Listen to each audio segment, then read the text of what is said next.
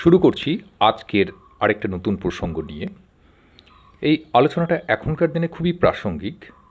সেটা হচ্ছে যে এই মাধ্যমিক উচ্চ মাধ্যমিক পরীক্ষার রেজাল্টের পর প্রায় আত্মহত্যা ঘটনা আর কি। এত আত্মহত্যা কেন? বিশেষ করে আমি আজকের এই আত্মহত্যার প্রসঙ্গগুলো ছেলে মেয়েদের মধ্যেই, মানে ছাত্রছাত্রীদের মধ্যেই সীমাবদ্ধ রাখবো আজকের আলোচনাটা। সার্বিক ক্ষেত্রে যেগুলো সমাজের ক্ষেত্রে আত্মহত্যার ঘটনা ঘটেছে সেগুলো নিয়ে আমরা পরে আলোচনা করব একটা বিষয়। কিন্তু আজকের একটা খুব প্রাসঙ্গিক জিনিস এই বর্তমান দিনে, সেটা হচ্ছে ছাত্রছাত্রীদের এত আত্মহত্যা কেন। সেটা তো আমরা পূর্বে আজ থেকে অন্ততপক্ষে 20-30 বছর আগে বা 20 বছর আগেও এত দেখতাম না।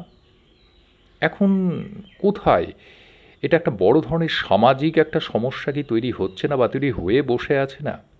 এটা কিন্তু একটা বড় প্রশ্ন কিন্তু চিহ্নিত হয়ে যায়। আর এটা ঠিক যে এই যে যাদের ছেলেমেয়েরা সত্যি গার্জেনদের কাছ থেকে বিদায় নিয়ে চলে গেল ওপারে, তাদের যে কী করুণ পরিস্থিতি, সেটা সত্যি মনশ্চক্ষে ভাবনার বিষয়।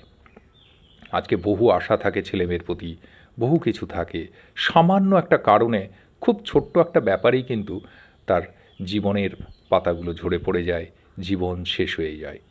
আর একরাশ দুঃখ বেদনা নিয়ে তার বাবা মাকে বেঁচে থাকতে হয়, হয়তো সে পরিবারের একমাত্রই সন্তান কি একমাত্রই মেয়ে বা ছেলে। কেন এটা এই দুঃখবোধ, এটা কিন্তু সামাজিক একটা ভয়ঙ্কর একটা জ্বলন্ত সমস্যা বর্তমান দিনে। এটা আপনারাও লক্ষ্য করেছেন। এবং সম্প্রতিকারী পরীক্ষা হওয়ার পরে ফল প্রকাশের পর ফেল করেছে সেই বিষয় না, বিশেষ করে আমাদের এইবারের একটা বিষয় খুব নাড়া দিয়েছে, বেশ কিছুদিন হয়েও গেল। সেটা হচ্ছে কল্পনা বর্মণ। হ্যাঁ, সম্প্রতি কোচবিহারের দিনহাটার মেয়ে, সম্প্রতি কোচবিহারের দিনহাটার মেয়ে বর্ণালী বর্মণের মৃত্যু। এটা তখন বেশ একটা হইচই ফেলে দিয়েছিল সব দিকেই। কারণ সবেমাত্র পরীক্ষার ফল নয়, খালি ঘোষণা হয়েছিল যে মাধ্যমিক পরীক্ষা হবে না, এবং তার ফলেই কিন্তু ঝরে গিয়েছিল একটা পরিবারের একটা মেয়ের প্রাণ, একটা ষোড়শী মেয়ের প্রাণ। এটা সত্যি একটা খুব, গোটা পশ্চিমবঙ্গের ক্ষেত্রে অন্তত এই ঘটনাটা খুব আলোকপাত করেছিল সেই সময় আলোচনার একটা বিয়েতেও, সম্প্রতি 1 মাস আগেই হয়তো। কিন্তু এটা একজনের হলেও এটা কিন্তু একটা বড় সামাজিক যে একটা সমস্যা তৈরি হচ্ছে, এটা বলার অপেক্ষা রাখে না। কি ছিল সে বিষয় নিয়ে আজকে আমরা একটু টুকিটাকি আলোচনা করব, যে এই ঠুনকো মনের অধিকারী কেন, এত বেশি মনের ভাঙন কেন, মানুষের প্রতিরোধ ক্ষমতা, নিজস্ব মনের একটা প্রতিরোধী ক্ষমতা, সেটা যেন ভীষণভাবে বিলুপ্ত পেয়ে যাচ্ছে। এটা ঠিক, আমরা অবশ্যই চাবো যে মানুষের এই অকাল মৃত্যু যাতে না হয়। এটা কিন্তু সামাজিক একটা জ্বলন্ত সমস্যা, এবং এই সমস্যাটা তুলে ধরার জন্যই কিন্তু আজকে এই ঘটনার বা এই বর্ণনার অবতারণা আমি করছি। বর্ণালী বর্মণ মারা গেল, সেটার সামান্যই ব্যাপার, সেদিক দিয়ে সামান্যই আপাতত মনে হচ্ছে। সেই কারণে হচ্ছে সেটা, সেটা সামান্যই একটা ব্যাপার ব্যাপারে মনে হচ্ছে, কারণ সে পড়াশোনা করেছিল, কঠোর পরিশ্রম করেছিল, সে আশা করেছিল সে পরীক্ষা দেবে এবং তার রেজাল্ট হবে, এটা একটা কথা। এটা ঠিক যে বর্তমানের যে একটা সাম্প্রতিকতম একটা অবস্থা, সেটা সেদিক দিয়ে করোনার আবহেই হোক বা রাজনৈতিক চাপান উত্তরের মধ্যেই হোক বা রাজনৈতিক নেতা নেতৃবৃন্দ মন্ত্রীরা পর্যন্ত সঠিক সিদ্ধান্ত নেওয়া, এই সমস্ত অনেক বেশি বিতর্কের মধ্যেই কিন্তু কুসুমমতি এই ছেলেমেয়েদের এক গর্তে পড়তে হচ্ছে। কারণ তার তো কোনো দায়ী বা দোষী ছিল না। সে চেয়েছিল, অবশ্যই সে একটা পরীক্ষা দিতে চেয়েছিল এবং সে ভালো নাম্বার পাক, কিন্তু সে জীবন যুদ্ধে নামতে চেয়েছিল। কিন্তু ভীষণ হতাশাই তাকে কাজ করে দিয়েছে। অনেকেই হতাশ হয়েছে, খুব ভালো ভালো ছেলে মেয়ে ভীষণ রকমভাবে হতাশার সুর শোনা গেছে, এটা ঠিক। একটা সম্পূর্ণ প্রস্তুতিমূলক একটা কম্পিটিশনমূলক একটা পরীক্ষা, যাই হোক, একটা জীবনের একটা প্রথম একটা গুরুত্বপূর্ণ পরীক্ষার প্রস্তুতি সম্পূর্ণ, সেই সময় যদি অনেক সময় ভেঙে যায় যে না, তোমাদেরকে একটা নাম্বার দিয়ে দেওয়া হবে, সেক্ষেত্রে মানসিক দিক দিয়ে অনেকেরই লাগবে। কিন্তু আমাদের একটু অবাক লাগলো যে এতখানি কি লেগে গেল যে শেষ পর্যন্ত প্রাণকে ঝরিয়ে ফেলতে হলো। এটাই আমাদের একটা প্রশ্নচিহ্ন।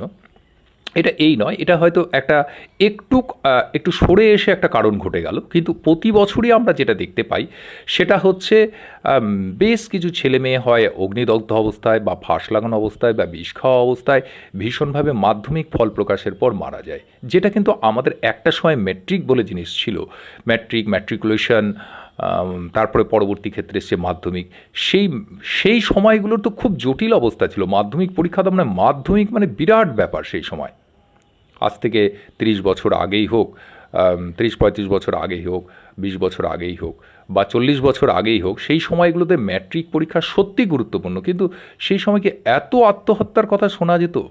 ফল প্রকাশ হয়েছে, সত্যি একটু মনোবেদনা হয়েছে বা দুঃখ হয়েছে, অনেক রকম ব্যাপার হয়েছে, আবার সামাজিক স্রোতে ফিরে এসছে এবং দ্বিগুণ শক্তি নিয়ে আবার কিন্তু ঝাঁপিয়ে পড়ার একটা প্রবণতা তাদের মধ্যে সৃষ্টি হয়েছে এবং এগিয়ে গেছে, হয়তো সফলও হয়েছে। পরবর্তী ক্ষেত্রে সফল হয়েছে মানে জীবনের অন্যান্য ক্ষেত্রে খুব ভালোই সফল হয়েছে। সে হয়তো ভালো এক ধরনের টিচার হয়েছে বা ভালো একটা অংশে তার প্রবেশ ঘটেছে এবং সেক্ষেত্রে সে বলেও যে আমি কিন্তু মাধ্যমিকে 3rd ডিভিশন পেয়েছিলাম তখনকার দিনে, তার মধ্যে আমার অবস্থা খুব খারাপ হয়েছিল বা ফেল করেছিলাম, পরবর্তী ক্ষেত্রে আমি দিয়েছিলাম। কেউ অসুস্থ হয়ে যায়, অসুস্থ হয়ে যে দিতে পারেনি, পরবর্তী ক্ষেত্রে আবার দ্বিগুণ শক্তি সঞ্চয় করে কিন্তু দিয়েছে। লজ্জা, অপমান বা এই ধরনের ব্যাপারটা অত কিছু লাগতো না, কিন্তু বর্তমানের দিনের যেন এটা খুবই বেশি লাগছে। এটা কেন? আজকালকার ছেলেমেয়েদের মধ্যে আলোচনা করতে গেলে অনেকগুলো। আজকালকার ছেলেমেয়েদের মধ্যে এই ঠুনকো মন কোথা থেকে আসছে? আপনারা অনেকেই জানেন, অনেকেই বুঝতে পারছেন এটা কিভাবে একটা সামাজিক অবক্ষয়ের মধ্য দিয়ে এগিয়ে চলেছে। কিভাবে এই সামাজিক অবক্ষয় থেকে আমরা অন্তত রেহাই পাব? চিন্তা করবার মতো কেউ নেই, চিন্তা করার মতো সমাজ সংস্কারও আজ নেই। সব কিছুই চলে গেছে রাজনীতিক একটা ছত্রছায়ায়। আর রাজনৈতিক ছত্রছায়া এই সমস্ত সামাজিক জিনিসগুলো তাদের কাছে কোনোই গুরুত্ব পায় না। কিন্তু একটু তলিয়ে দেখবেন যে কত মায়ের কোল খালি হয়ে যাচ্ছে, যেগুলো আমি সবসময় বলি যে রাজনীতি হোক, দেশীয় প্রধান হোক, তাদের মূল কর্তব্য সামাজিক, কারণ সমাজকে নিয়েই কিন্তু সব কিছু চিন্তা ভাবনা। আজকে সমাজ যেখানে ভেঙে পড়ছে, সামাজিক এত বড় বড় সমস্যার সৃষ্টি হচ্ছে, সেখানে কি ফিরে তাকানো যায় না যে সমাজের এই জ্বলন্ত সমস্যাগুলো দিনকে দিন বেড়ে যাচ্ছে? ছাত্রছাত্রীদের এই ঠুনকো মন, কেন এত এই ঠুনকো মন? ছাত্রছাত্রীরা কি পাচ্ছে না জীবনে? বর্তমানের গার্জেনরা কই, আমি তো আমার ছেলেমেয়ের জন্য জান প্রাণ দিচ্ছি, কোথায় টাকা করতে হবে, কোথায় রোজগার করতে হবে, কত দিতে হবে তাকে টাকা।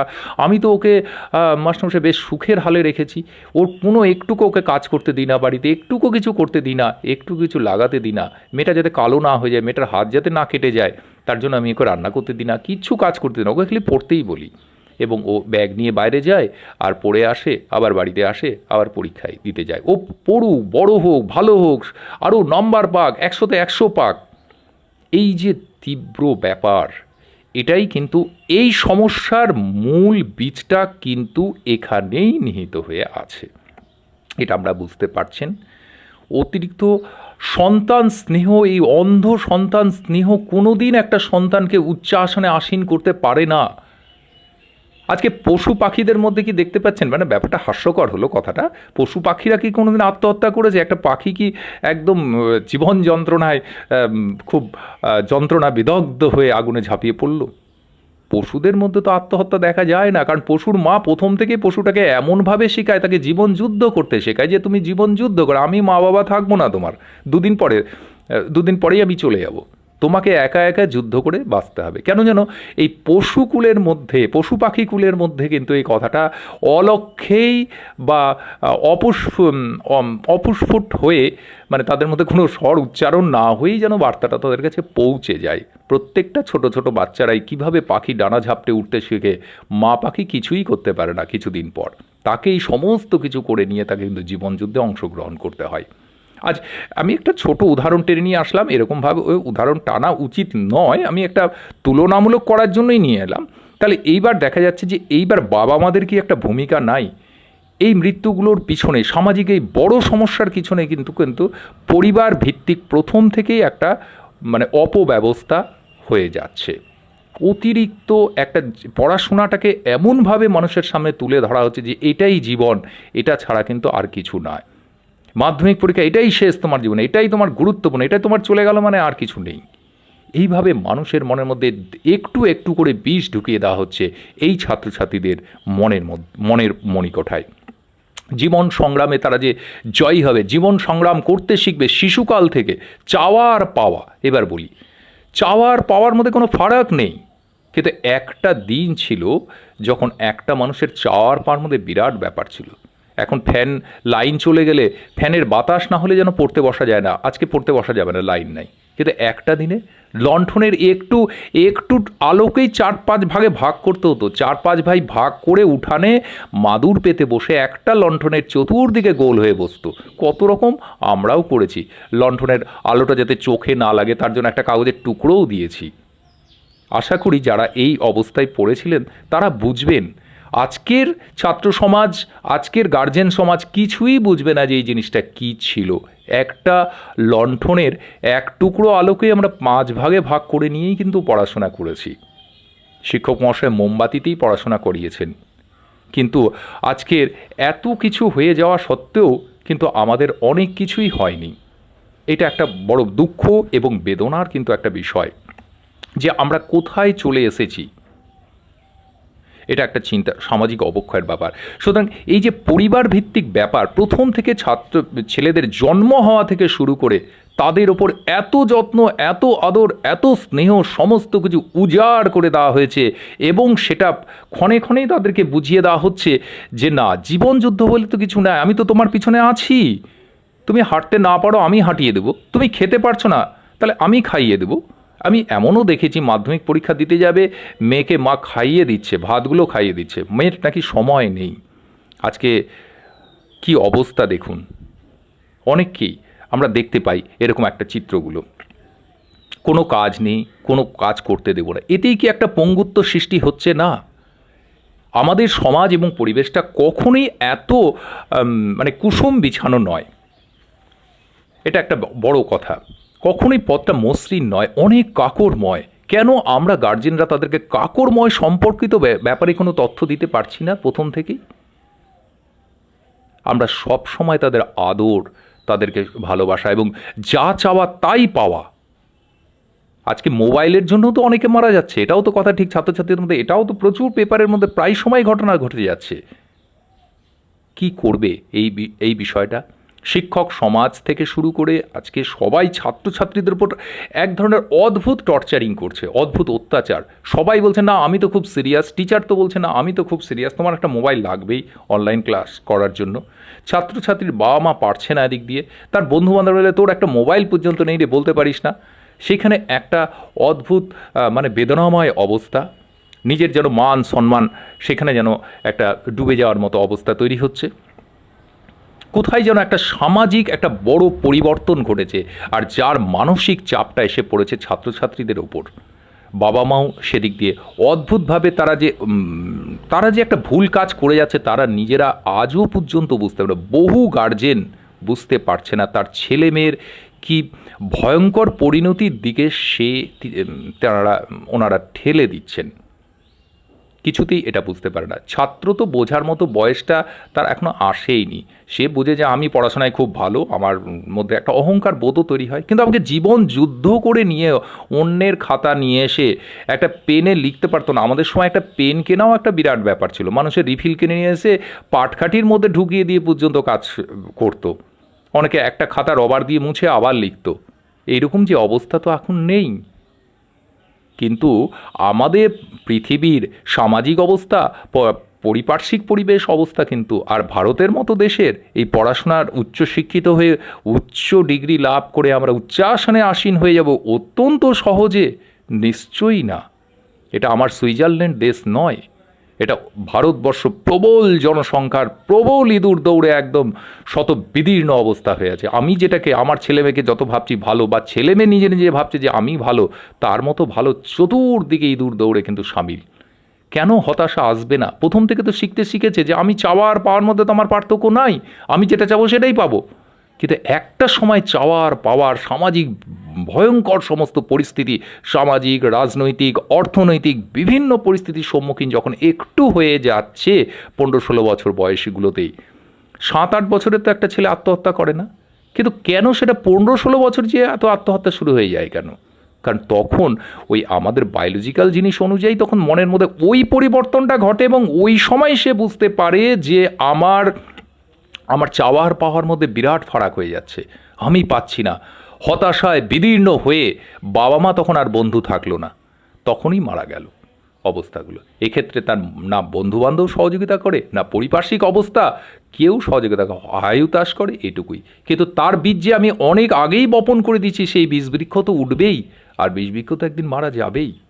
আমরা যুদ্ধ করতে শেখাই না, আমরা আদরে আঁচল দিয়ে ঢেকে তাকে বড় করতে চাই।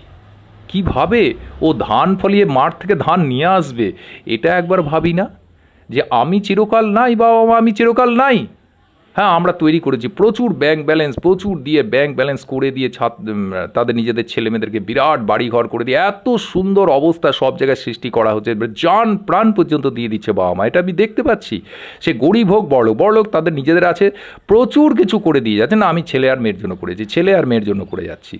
ছেলে মেয়ে যখন সামান্য একটু সেটা হয়তো ছাত্র জীবন শেষ করে দিয়ে বিবাহিত জীবনে ঢুকে গেছে, যেগুলো নিয়ে আমরা পরে আলোচনা করব, যেহেতু আজকে ছাত্রছাত্রীদের প্রতি সীমাবদ্ধ রাখছি, সেই বিবাহিত জীবনেও তাই। তখন বলছে যে দায়িত্ব কী জিনিস, আর সহ্য করবার মতো ক্ষমতা সহিষ্ণুতা কিচ্ছু নাই।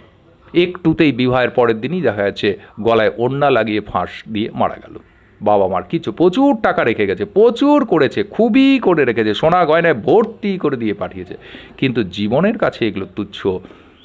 তাই একটা জিনিস আমার অন্তত মনে হয়েছে যে জীবন যুদ্ধ গার্জেনকেও বোঝা উচিত, ছাত্রছাত্রীদেরও বোঝা উচিত, এত মসৃণ না। আর বাবা মা ওটা কোনো দিনই থাকবে না সামনে। আমাকেই একাই এসেছি, একাই যুদ্ধ করতে হবে হয়তো, এবং একাই আমাকে একদিন ফিরে চলে যেতে হবে। কিচ্ছু আমি রেখে যেতে পারবো না। কেউ কারো জন্য কোনো জিনিস রেখে দিয়ে যেতে পারে না, কেউ কারো জীবনকে সাজিয়ে রেখে যেতে পারে না। আমাকে সেই অনেক ধরনের ল্যাংটো হয়ে যেয়েই একদিন কিন্তু শেষ হয়ে যেতে হবে। পৃথিবী থেকে বিদায় নিয়ে ন্যাংটো হয়ে এসেছিলাম, সেই ন্যাংটো হয়ে একদিন কিন্তু বিদায় নিতে হবে। এই চরম বাস্তব কথাটা যদি মনে একদিন আসে, তাহলে হয়তো আত্মহত্যার প্রবণতাটা অনেকখানি বিদূরিত হবে। সমাজের এই বিশেষ সমাজকে বুঝতে গেলে সমাজ থেকে পরিবার থেকেই এই শিশুরা উঠে আসছে। তাদেরকে অন্তত চেতনা পরায়ণ করা, শিশুদের গার্জেনদেরই প্রথমে বাবা মাকে দায়িত্ব নিতে হবে। বন্ধুবান্ধব পরবর্তী ক্ষেত্রে আসছে, সামাজিক অবস্থা পরবর্তী ক্ষেত্রে আসছে, শিক্ষকদেরও ভূমিকা রয়েছে, কিন্তু একটু পরে আসছে তাদের ভূমিকাগুলো। অবশ্যই শিক্ষকদের অত্যন্ত সচেতন হতে হবে যে বাস্তব পরিস্থিতি খালি পড়া বলে কথাগুলো বললে হবে না, বাস্তব পরিস্থিতিকে বোঝাতে হবে। আজকে সবাই যেন ভাবছে যে আমি MA পাস করলে আমি চাকরি করে যাব। টিচাররাও বলছে হ্যাঁ পড়, আমার কাছেই পড়, এটাই পড়, সায়েন্স পড়, কমার্স পড়, আর্টস পড়, এই সাবজেক্টটাই পড়, ভূগোলের অনেক দাম, ভূগোল নিয়েই পড়, একাকার কাণ্ড। কিন্তু আশ্চর্য, শিক্ষক সমাজও অতি বেশি এক ধরনের স্বার্থপরই বলবো। তারা বাস্তব পরিস্থিতির সঙ্গে কোনো দিন কোনো ছাত্রকে মিলিয়ে যায় না। তার সাবজেক্টটা নিয়েই সারা জীবন সে কচর করতে থাকে, কিন্তু সেই সাবজেক্টটা তার জীবন প্রাণে যে কতখানি জড়িত হয়ে আছে, তাকে কতখানি কি রাস্তা দিবে কি দিবে না, এগুলো সম্পর্কে কোনো আলোচনা হয় না। বা একটা ছাত্রের মননশীল গঠনেও শিক্ষকদের কোনো ভূমিকাই থাকে না। শিক্ষকরা আসলো গেল, আমি আমার কথাটুকু বললাম, খালি সাবজেক্টের বাইরে, একটুকু সাবজেক্টের বাইরে গেলাম না। ছেলেটার যদি মননশীলতাই না তৈরি হয়, তাহলে সে ভূগোলে কি অনার্স হবে, আর ভূগোল নিয়ে কি করে পড়ে সে চাকরি পাবে বা কী পাবে? অনাবরতই শেখানো হয়, এটা খুব ভালো সাবজেক্ট, এখন খুব ইংরাজির খুব দাম, ওটার কোনো দাম নাই। কিসের যে দাম আমি তো বুঝে পাই না। আর সেই ঠুনকো মন নিয়ে পড়াশোনা, সামান্য একটু জীবন যুদ্ধ যখন সামনে আসে তখন অকালেই ঝরে যাওয়া। যাক, অনেকগুলো কথা বলার তোড়ে অনেকগুলোই স্রোতের মতো অনেকগুলোই ভেসে গেল। এই রকম সামাজিক সমস্যাগুলোর জন্য অবশ্যই সরকারকে তো অবশ্যই এগিয়ে আসা দরকার। অন্ততপক্ষে কাউন্সিলিং করা দরকার, ভালো ভালো কাউন্সিলর স্কুলগুলোতে রাখা দরকার। ছাত্রদের মনের ভিতরে ঢুকতে হবে, তাদের সমস্যাগুলো বুঝতে হবে, তারা কি কথা বলতে চাচ্ছে, কি সমস্যা, অন্তত বয়স সন্ধিকালে তাদের সমস্যাগুলো কি, এই সহানুভূতিমূলক কথাগুলো শোনার মতো কেউ নাই। বহু ছাত্রছাত্রী আমাকে কিন্তু খুব সহানুভূতিশীল কথাগুলো বলে, অনেক গোপন কথাগুলোও তাদের বলে, আমি খুব সুন্দর করে তাদেরকে বুঝিয়ে দিই। অনেক ছেলে মেয়েকে কিন্তু মৃত্যুর হাত থেকে আমি বাঁচিয়েছি সামান্য কতগুলো কথা বলে, এবং তার জীবনে বহু কাজে লেগেছে। অনেক মৃত্যুর কাছ থেকে পর্যন্ত ফিরিয়ে নিয়ে এসেছি। ফলে আমি বুঝতে পারি তাদের অন্তরের দুঃখ বেদনাগুলো কিন্তু বাবা মা বোঝে না, টিচার বোঝে না, সমাজ বোঝে না, রাজনীতিক ব্যক্তিরা বোঝে না, কেউ বোঝে না তাদের মধ্যে যে কী বলতে চাচ্ছে, অন্তত বয়ঃসন্ধিকালের ছেলেমেয়েরা কী বলতে চাচ্ছে এটা শোনার কেউ নাই। আছে কিছু বন্ধু বান্ধব, এবং সব থেকে থার্ড ক্লাস বন্ধু বান্ধব, এবং ওরাই শেষ পর্যন্ত মৃত্যুর জন্য দায়ী হয়ে যায়। কোনো বন্ধু বান্ধব কিন্তু এই কাউন্সিলিংয়ের দায়িত্ব নিতে পারে না। তাদের মধ্যে নিজেদেরও পর্যন্ত, তারা বন্ধু বান্ধব তাদেরই সমবয়সী, তাদেরই নিজেদের মধ্যে কোনো সঠিক ধ্যান ধারণা নেই। তারা বরঞ্চ প্ররোচিত করে দেয়। তারা বলে যে বাপরে এরকম করেছিস, বিরাট ব্যাপার হয়ে যাবে। অতএব সেটা নয়, তারা একটা ভুল পথ, আর এই ভুল পথেই পরিচালিত হয়। তারা কিন্তু বন্ধু বান্ধবদের দিয়েই কিন্তু কথাগুলো সাজেশন নেয়, তাদের মতোই চলতে থাকে, আর ভীষণ বন্ধুপ্রবণ হয় এবং খারাপ পথেই চালিত হয়ে থাকে। ছাত্রছাত্রী ভালো করে পড়ুক, জীবন যুদ্ধে অংশ নিক, ছোটোবেলা থেকে সমস্ত গার্জেনকে অনাবরত শিখতে দেওয়া হোক, চাওয়ার পার মধ্যে বিস্তর ফারাক তৈরি করুন। আজকেই চাচ্ছে কালকেই পেয়ে যাচ্ছে, এরকম করলে কিন্তু একদিন আপনি হারাবেন। এখানে গরিব বড়লোক বলে কোনো কথা নেই, বরঞ্চ বড়লোকদের মধ্যেই এই হতাশা বহু কাজ করে, গরিবদের মধ্যেই বরঞ্চ অনেক বেশি যুদ্ধ করবার প্রবণতা আমরা দেখতে পাই।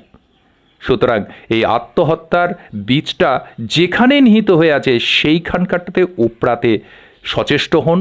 সামাজিক বিভিন্ন দিকে বিভিন্ন জর্জরিত সংস্থা, আপনি নিজে ঠিক না হলে কেউ আপনাকে উপকারের দিক দিয়ে এগিয়ে আসবে না। আমি অবশ্যই রাজনৈতিক দিক বলবো, অবশ্যই বলবো দেশীয় সরকারের ব্যাপার বলবো, কিন্তু সরকার এক্ষেত্রে এগিয়ে আসেন, এটা দুঃখের বিষয়, কারণ তাদের এগুলো নিয়ে ভাববার সময় নেই। এগুলো খুব ছোট এবং তুচ্ছ ব্যাপার বলে মনে হয়, আর এতেই সমাজের বিরাট ভাঙন। জানি না সেখানে সরকার কি হবে, সরকার সম্পূর্ণ সমাজের উপর নির্ভর, আর এই দেশের যে ভবিষ্যৎ এরাই এককালে দেশের হালটা ধরবে। তাদের আজকে এই অবস্থা, তারা আরও মানব সেবায় জড়িত হয়ে যাবে, আরও দেশকে উন্নততর অবস্থায় করে দিবে। কোথায় তাদের নিজেদের মনের জড়ই তো নেই, নিজেদের মনে তারা কি করবে কি না, সামান্য একটু আঘাতেই যেন পাখির বাসার মতো তারা খসে পড়ে যাচ্ছে ওপর থেকে। কেন?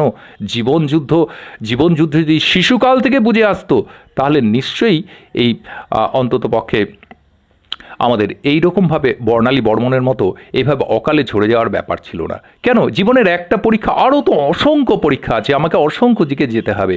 আমাকে কেন মরে যেতে হবে? কেন আমি কেন হেরে যাব? কার জন্য আমি হেরে যাব? আমি পৃথিবীতে এসেছি, পৃথিবীতে আমি কিছু করে নিজের দক্ষতা রেখে তবে আমি মারা যাব। এরকম মনোভাব, একটা আয়রন ডিটারমিনেশন মনোভাব কিন্তু শিশুকাল থেকে না গড়তে পারলে আমাদের সমাজের অবক্ষয় কিন্তু আরও ভয়ঙ্কর রূপে নেমে আসছে। আশা করি এই ব্যাপারে সকলেই সচেতন হবেন। বিশেষ করে আমি বলবো অভিভাবকদের এই ব্যাপারে সচেতন হতে। কেউ আপনাকে সচেতন করবার জন্য এগিয়ে আসবে না। আপনি নিজেই হন নিজের ছেলেমেয়ের এই ভবিষ্যৎটাকে সুন্দর রূপে গড়ে তুলতে। তাকে টাকা দিয়ে, পয়সা দিয়ে, আর বিভিন্ন ভূষণে ভূষিত করে দিয়ে আপনি কিন্তু কোনোদিন তার জীবন রক্ষা করতে পারবেন না। এটা একদম কিন্তু খুবই পরিষ্কার। আজকে আমি আলোচনা করলাম, আলোচনা অনেকটা বেড়ে গেল, তবুও কিছুটা মূল কথাগুলো রাখলাম। অনেক কথাই থেকে গেল, আবার পরবর্তী ক্ষেত্রে আমি অন্য কোনো একটা আলোচনা নিয়ে আসবো। আজ এই